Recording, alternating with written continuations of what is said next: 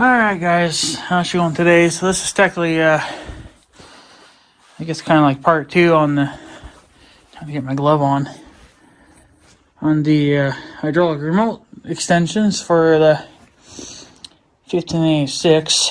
And yeah,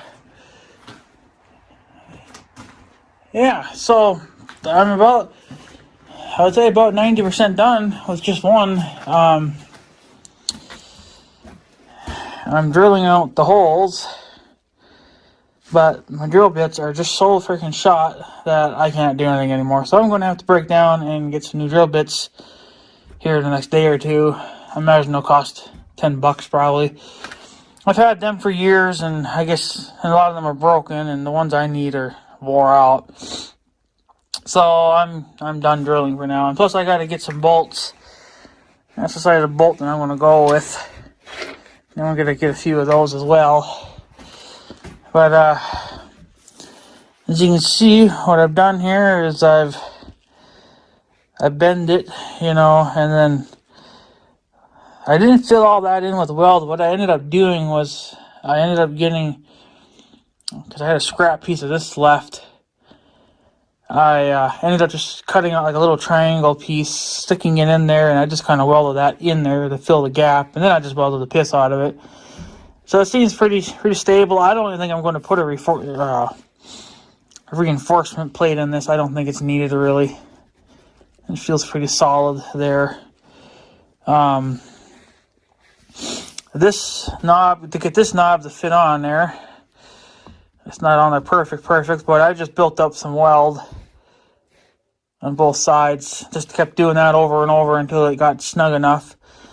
It's on there that it ain't going to come off, but yet there's still like a little bit of tiny bit of play in it, so I don't know what to do there. I could just, I guess, wedge a stick or something in there, and I'll take care of that extra play. But I still want to be able to pull these off, for in the future. But yeah, and if you're wondering where I'm welding, well, I can't weld in here because the power's not strong enough, because I'm just running an extension cord out here to feed this building. And it's not heated, so I would freeze. Was going to do it in the garage, but still a little cold, and yeah, so I'm actually welding down in the basement of my house. Not an ideal situation, but with some nice days coming up, I thought I could at least build one of these as a test, and maybe get it installed. But I need to get, because it's not going to be a permanent install. It's just, because this has to get painted yet. I'm not leaving this like this. I'm going to paint this as well. But yeah, and that's pretty much just it. I'm going to probably take this off and then paint over that, and then that should take care of the extra bit of slop that's in there. I don't know. I might snug it up a tiny bit more, but I also have to break down at some point and buy a new welding mask, because mine seems to be dickered. Mind you, mine was only like $40 from Northern Tool, and they sell the same thing again, but it's just under, it's the same cheap design, but it's under a different brand now. So, because the one that I have currently sat for pretty much a whole year, because I didn't weld at all for 2020. I didn't do a single thing of welding, so my welder sat, and I think that's what kind of ruined the helmet, because it flickers when you put it up against light, and it's not supposed to flicker, and the timing is off severely for when it senses the arc from the welder. So there's a couple times I've been, you could say, almost blinded by the welder light, because it's just, the reaction time is slow now. A couple times it does that, but I don't want to keep doing it, because it's going to probably wreck my eyes eventually. I think my eyes already are going mad. So it's not going to pay me out. It's not going to pay off to do all this work and I don't have eyesight. So what I do to get by, because I'd have to be able to weld, and I don't know how much longer I'm going to even do this project, because, you know, I technically only have like 1 or 2 more days, and then it's going to get cold again, and I'm not going to want to install these. But at least I have a template, you know, or an idea of what I want to do for the next piece. And then I got one piece left there that I can make a second remote out of. But yeah, so I need to get a new helmet. I'm just gonna get another $40 one. I don't, for the amount of welding that I do, I'm not paying top dollar for a high-end helmet. If I welded daily, then yeah, I would. But I weld probably a couple times a year probably. Didn't do anything for 2020, like I said. So I'm not gonna waste money on that. So yeah. So that's what's going on there. I'm gonna have to break down and get some drill bits, and then I'm gonna get a few more of these bolts. These bolts I think are still slightly long, because they don't need to be that long, but I don't know. That's the smallest bolt I think I had in stock, but these are all just too damn big, and these are for a lot of that's for the cultivator. But yeah, I'll have to get new drill bits and then finish drilling this out, and then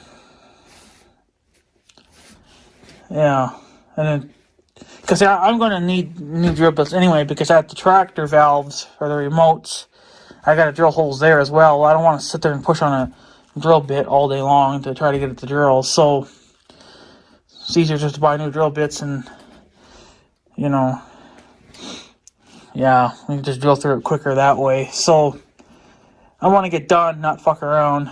So, but that's what's going on there. I built this pretty much down in the basement. I did a lot of this cutting here in the shop, because this is where my grinder's at, and like I said, I built up weld here to get that to be somewhat snug. It's still got a tiny bit of play in it, but it's alright. It'll stay on for sure. It's not going to come off, but I might end up replacing those black things too, because they got kind of dickered from trying to remove them for the 50th time. And I imagine you can still buy these somewhere. I imagine Case H still has them, or could probably, I don't know, buy them at a salvage yard too or something. But that's what they're going to look like. And I'm just going to leave this, I guess, here, I guess. There's really nothing I can do with it. And yeah. So that's what's going on there.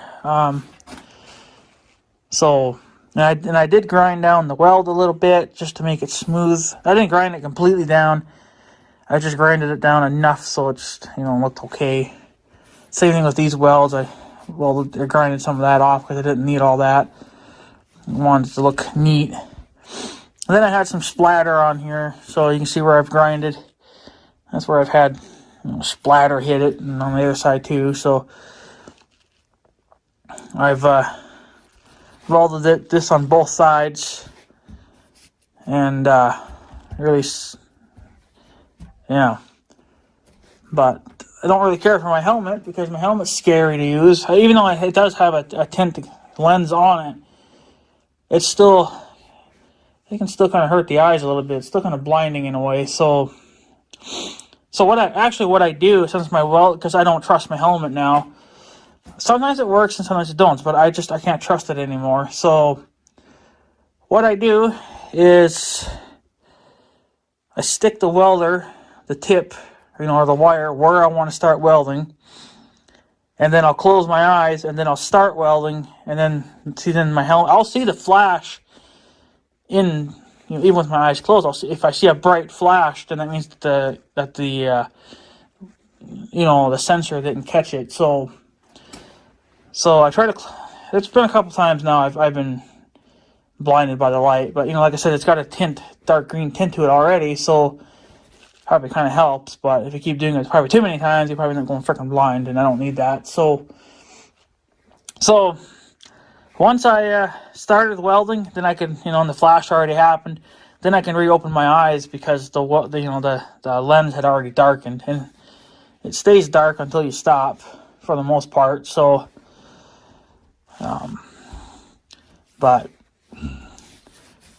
yeah, so that's pretty much it. This is the final results, pretty much. I'll just take this off and then paint all this. I'll put the primer on and paint it, and that'll take a lot of the scuffing out, and that'll kind of clean it up a little bit because you're putting a thick layer on and then a thick layer of paint. So yeah, that feels pretty good though. It feels pretty solid when you move on it. So I don't think it really needs a reinforcement thing. I think it got plenty there. I was going to put a second plate on top to maybe stiffen it, but I guess if you bend it like that, yeah, it's going to bend, but you're going to be pulling back and pushing on these things. You're not going to go up and down with it, so I think it's alright. I'm just going to leave it the way it is. If I find it to be too much trouble, then yeah, I'll have to grind my paint off and then weld on a stiffener and then paint it back up again, but leave it as it is, and then we'll roll with it that way. So, but that's the final results, and this is the last hole I got to drill for this, but the drill bit just quit drilling, so I'm not gonna sit here and keep doing that. So I'll just wait. I imagine my grandma's gonna be going here in the next couple of days, so I guess this damn thing can just sit here in the shop, and then I'll drill that out, and then